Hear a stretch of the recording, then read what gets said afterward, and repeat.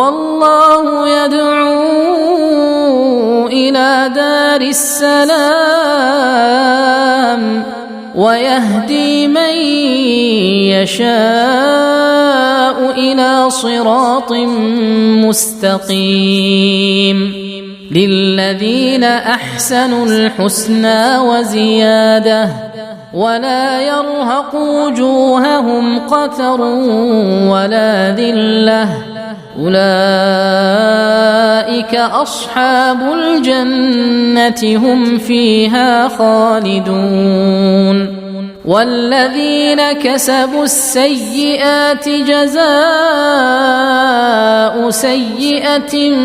بمثلها وترهقهم ذلة ما لهم من الله من عاصم كأنما أغشيت وجوههم قطعا